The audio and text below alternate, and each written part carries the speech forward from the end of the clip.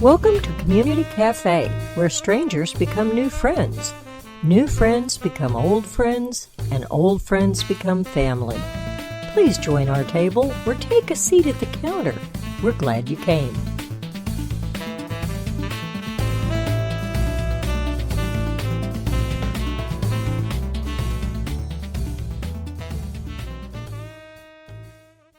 Hi, you're listening to Society Bites Radio, and I'm your host, Kate O'Neill. In the fantasy land that we all like to live in, there are some real roots to what we feel and what we think today. But they don't come from somebody's imagination just today. Some of our fantasies and our thoughts come from the age. I mean centuries ago, not just today. Fantasy stories have always been with us. They illuminate the odd and the uncanny, the wondrous and the fantastic. All the things we know are lurking just out of sight, on the other side of the looking glass, beyond the music of the impossibly haunting violin.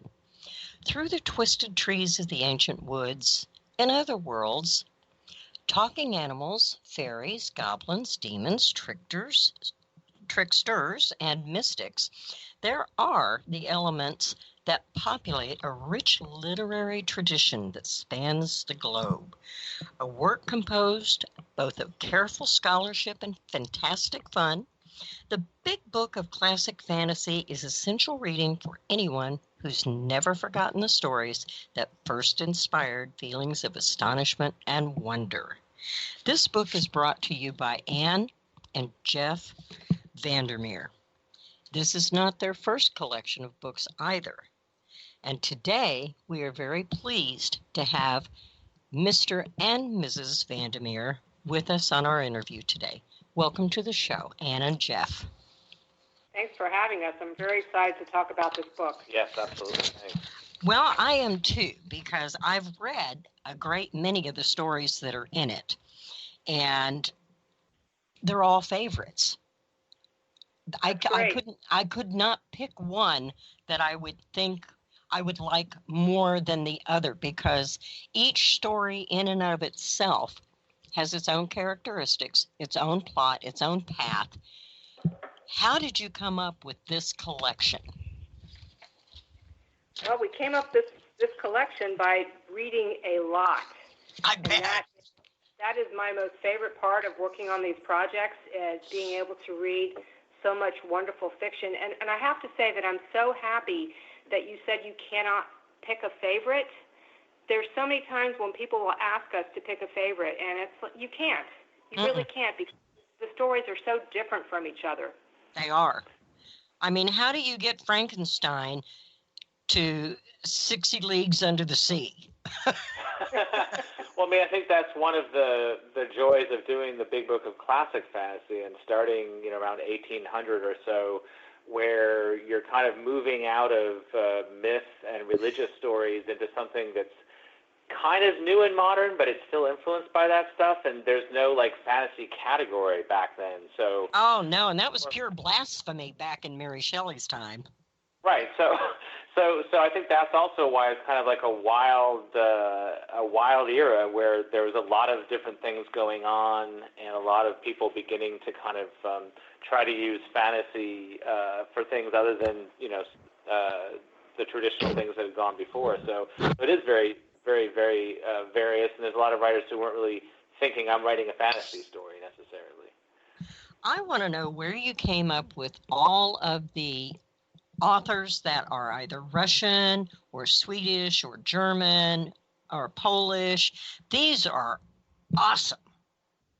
Well, we really lucked out in terms of over time with these anthologies. We've built up a huge bunch of contacts with regard to translators, and one of them, Ekaterina Sidia, who's an author herself and goes back to Russia every year, she found us a lot of those Russian stories. I mean, the whole backbone of the book, the spiritualist story that you mentioned in your intro, the violin one, which was originally basically an advertisement for the spiritualist services. It wasn't even published in a fiction journal.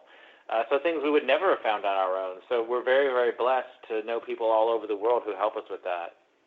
Well, you know, a lot of people don't realize that a lot of these fantasy stories and these nursery rhymes, they were not written just as a work of art. They were written to frighten the fire out of children so they would be good. Yeah, that's part of it. But a lot of times, a lot of those stories were written for adults because they were trying to make a point about something going on in their world, in their lives. Yeah. So I found that to be quite interesting too. And also, reading those stories, one of the things that's important to us when we select a story for an anthology like this is we want to make sure that the stories that we're picking are not dated, that they're still relevant to a modern audience. And I feel like we have succeeded in that in the stories that we picked. And also we get things retranslated too, because a translation might actually be like 80 years old and be in the idiom of the time. So that helps too. But there's such a wealth of stuff out there that we really didn't have to pick the thing that as a high school student you hated reading in your textbook, so to speak, in English class. So Oh no, these were good stories. I thought these were just awesome. This is one of the best collections I've seen in a long time. I think the last time I saw a collection that was this thorough was probably in Reader's Digest collections of books. Oh, really? And, you know, nobody can find those anymore. Yeah, and that's the thing that happens too, is an anthology goes out of print after a while. And so like Alberto Manguel's Black Water anthologies and some of the others that are touchstones for us that we kind of echo in how we put our anthologies together. But, you know, the same thing's going to happen to this one eventually. It's going to fall out of print, and 20 or 30 years from now, some other editor will come along and do another book of classic fantasy and probably correct some things that we did wrong and find some other hidden gems. And that's kind of the way it works. That's like cheating because you've already done the work for them. Well, I mean, but we did this. But you know what? Here's the thing, is that when we are researching our own books, we're going back and looking at what the editors did in the past, 50 decades or even before that. So we're looking at their work too. So are we cheating? No. Everyone still has to do the work. They still have to do all the research and read all the stories before they make a decision. But it is fascinating because on the fantasy anthologies, there was less than that we would expect that was useful. And sometimes it was because of the editor's own state of mind. Like there was one fantasy anthology, I won't give the name of him, but the editor, this guy had seemed to basically have gone through some kind of bad breakup. And so all the stories were about love. All the fantasy stories, and I don't think he'd even realized when he selected them that there had been a bias at play with regard to how he was choosing his stories. That's pretty good. That's really good. It's fun how you can spot those. Yeah, that, and then also, of course, dealing with the permissions. If you can imagine getting permission for stories from all over the world, we've had to convince monks on an island that the internet is not just full of pirates to get ebook rights for something, and had all kinds of situations like that. So once we finish our last anthology, we'll probably publish a short book of just the behind-the-scenes story of how you put together an anthology. Well, this is not your first collection. No, this is not. We've done quite a few anthologies. We've done reprint anthologies like this.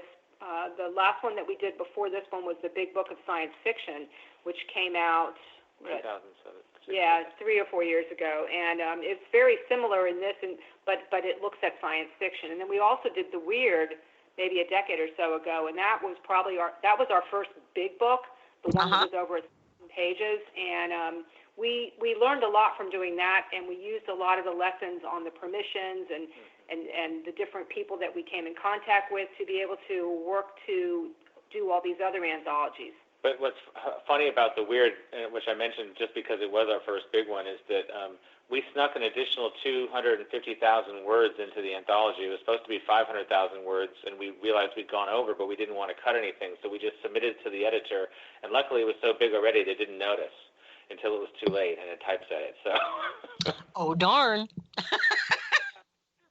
As I always tell people when they pick up the book, I said, whatever you do, don't drop it on your foot. A good advice. Absolutely. Yes, good and I advice, actually did have somebody do that once. So that's this why book I say is that. so big it would make a good doorstop. It's so big. I've had had people tell me that even makes their Kindle heavier too.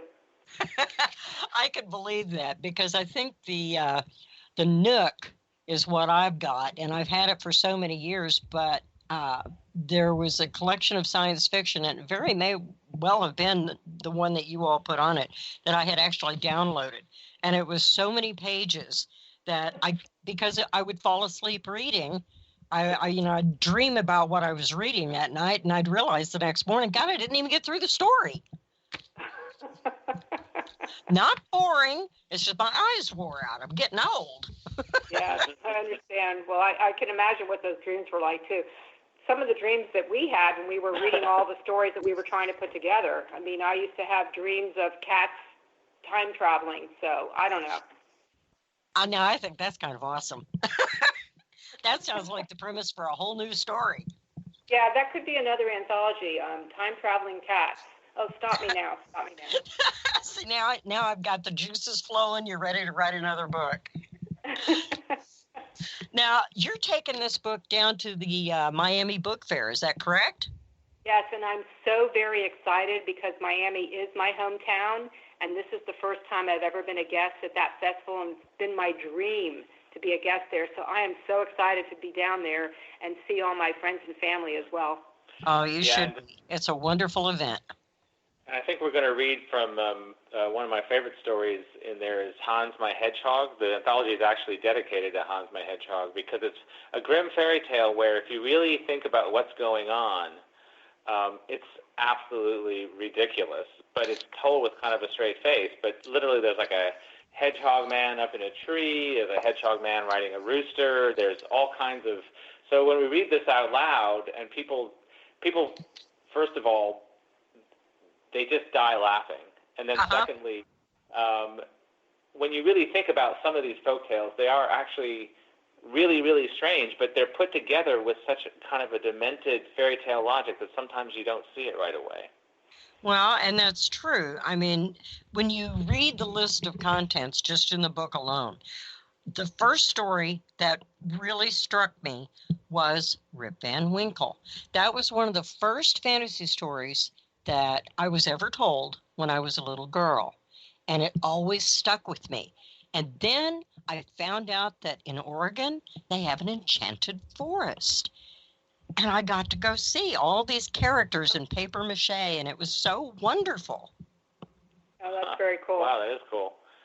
Yeah, I mean, we actually got to see the grave of Hans Christian Andersen in Denmark, which was something that we didn't expect to stumble upon. And it was pretty amazing because it was in the middle of an amazingly enchanted garden, really. It didn't even seem like a graveyard, and it felt so fitting for the kinds of things that he did. The thing I thought that was so cool about seeing his gravesite was still today there were so many different notes and cards and letters and artwork from children that had been placed all around, and, you know, flowers, the usual things that you see. But I really love seeing the drawings from the children. I think that would probably be one of my favorite stops. If I go to Europe, that would definitely be one of my favorite stops to make, because as a child, of course, Danny Kaye portrayed Hans Christian Andersen as a young comic. That's right. I remember that now. I think that's where I fell in love with these types of stories. I mean, I had a rich childhood for this, and it stuck with me. And now when I read books, I love the fantasy. I love the mysteries. That's all part and parcel. Yep. And I think also what's interesting is there's definitely a lot of whimsy, but some of these stories, like the Paul Scherbart story, he was a German utopian, and some of the others begin to get at like trying to wrestle with modern themes in fantasy and using the fantasy element to do that. So what we tried to do as well was have this kind of combination of just flights of fantasy and the absurdity and the marvel of talking animals, but then also stories that actually like comment on certain situations. And the fantasy allows it to be not in your face, but still there. Mm-hmm.